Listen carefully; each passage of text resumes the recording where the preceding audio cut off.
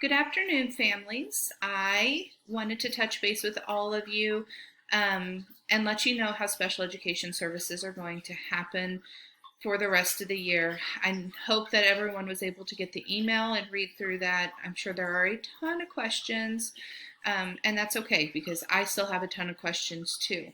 As I mentioned in the video, there are tons of things for special education that we just really aren't sure about yet. And so because of that, our plans may change frequently, but for now, we've been advised that we can send out recorded videos and just try to keep touch with parents as much as possible.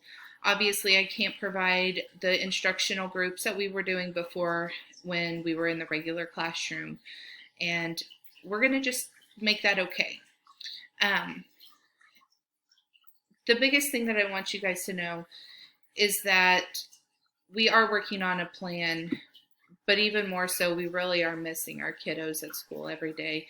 We love and miss them so much, and this is making it even harder for us to figure out what we want to do because the silence is hard when we're sitting in those classrooms on trying to get things together.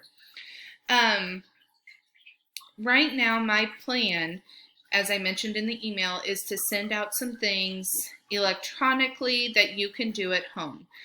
I'm sending it to you electronically, but that doesn't mean that it's all electronic activities for your kiddos. I'm going to show an example of what I'm working on, and that is here in the back of the screen, and it is what I'm calling a choice board. And you will have one, if your student comes to me for math, they will have a math choice board, and if they come to me for reading, they have a reading choice board. You may send me pictures or videos in whatever platform your classroom teacher is using. I also have access to those. So for some of you, that might be Seesaw. For some of you, that might be Google Classroom. Facebook, I would prefer we maybe not post specifically on there just because of confidentiality, and I want to make sure that your students aren't being called out in the public. On Seesaw and Google Classroom and email, those can go just to me and not to the entire classroom. Facebook, everyone can see it.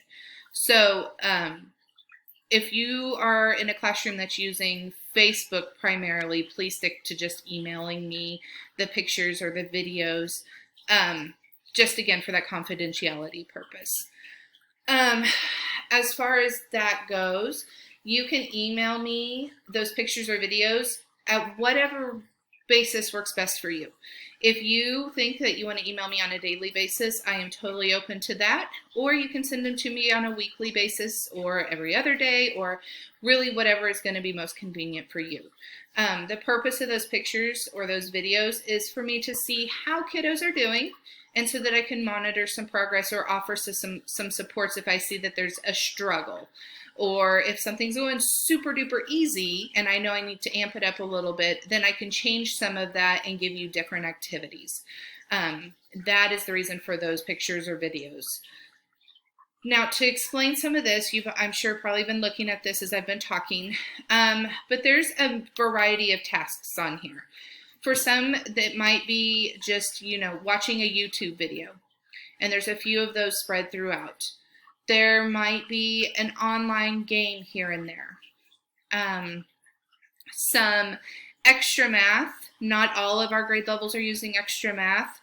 And so that the ones that are will have that option on their choice board. If it's not on your choice board, don't worry about it. Like I said, this one was just an option for a third grader, what they might have. Some of the games on here might be as simple as, pulling out a handful of change and working on that with a student, or playing with a deck of cards, or having some dice available. Most of these things are things you probably already have in your home. I don't want you to have to run out and buy a bunch of things. As we've said many times from 313, we are trying to make this simple for you because I know a lot of you are still working and you may not have the time. That is the reason why I am having you choose only one box each day. Excuse me. choosing one box each day. These tasks might be up to a maximum of like 12 minutes. Your grade level, it depends too a lot on, this is a little bit extra on top of what the district and the state is saying for each grade level. If you are in a kindergarten or a first grade classroom, you're looking at 45 minutes of learning each day. So on top of that, with these activities, you might be looking at around an hour. Second and third graders are looking at 60 minutes a day. Add another 10 to 15 minutes maybe on top of that for these activities. A lot of these, like I said too, are only a couple of minutes. So they range in times from like 2 minutes to 12 minutes, I think was maybe the highest some of these were. So they're not meant to be super time consuming, but we definitely want to focus on keeping the skills where they are and trying to see growth obviously as we go. But what we really don't want to see is them sliding backwards and regressing on skills that we've worked really hard on all year long. So that is the math. Excuse me. Here's our reading choice board. As I said, these could look very different too from grade level or even just per student, because I've created some of these boards with a certain student in mind, and you will be getting a personalized board. Some of these are Lexia challenges. Lexia is used in all of our classrooms. Super huge that we continue doing that. Lexia was created with special education children in mind originally. And so this program, for us to utilize it, it is super important in place of not being able to have those daily phonics lessons. Some of these are practice. The only way we become better readers is really to practice, practice, practice. And so there's things like, turning off the light and using a flashlight to read. Kids love to do that. Reading a book with a grown-up and describing the main character or telling what their favorite part was. I've given some options for reading books if you don't have a lot of books in your household, which I'll talk about in just a minute. There's some YouTube videos to work on some of our reading skills. Some of these are skills that we were working on in the classroom based on assessments I have been giving on a weekly or bi-weekly basis. Some of these are skills that I know that they were getting ready to get into, and so this is just a nice little introduction.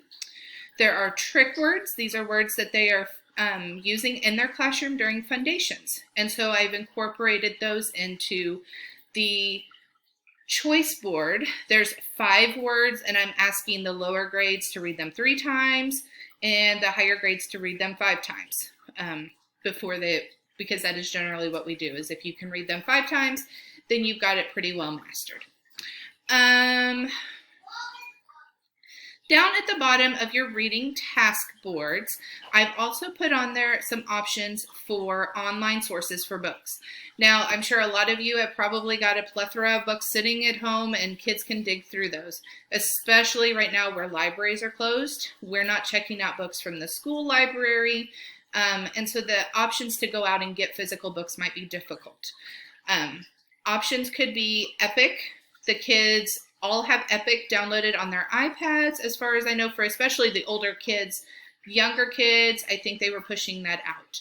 There's a new website called Vooks, like books, but with a V, that is free, and that is animated, and I've shown a few of those in the classroom, and the kids really love those.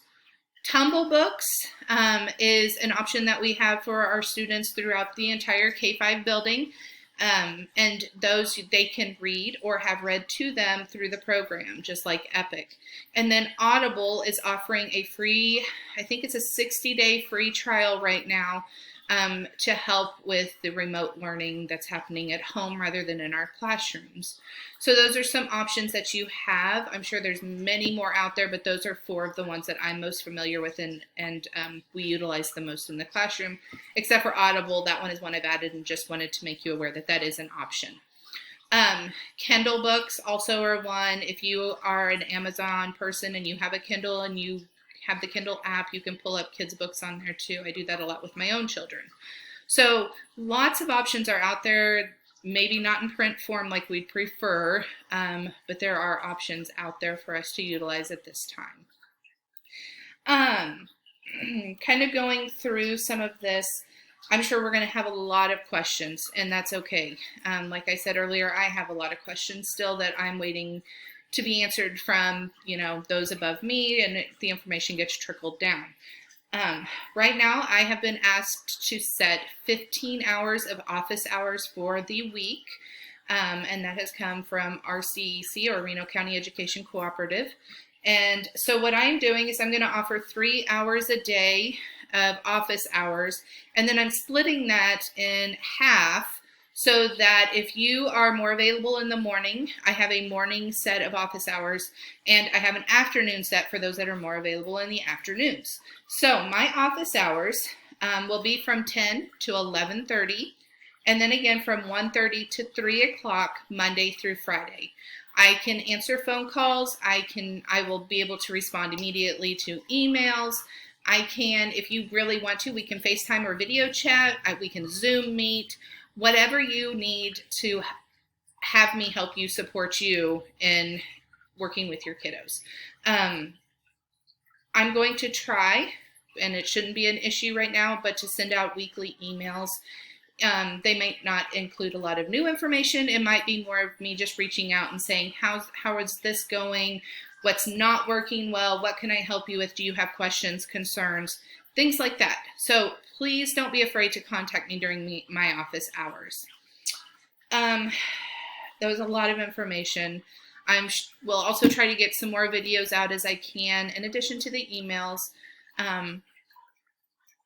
But for now, what I really I'm going to go ahead and end for now, but I want you to give those kiddos a big hug and tell them that Mrs. Shane is missing them immensely, and that I love them tons, and that I can't wait until we can actually see each other again. Have a good afternoon.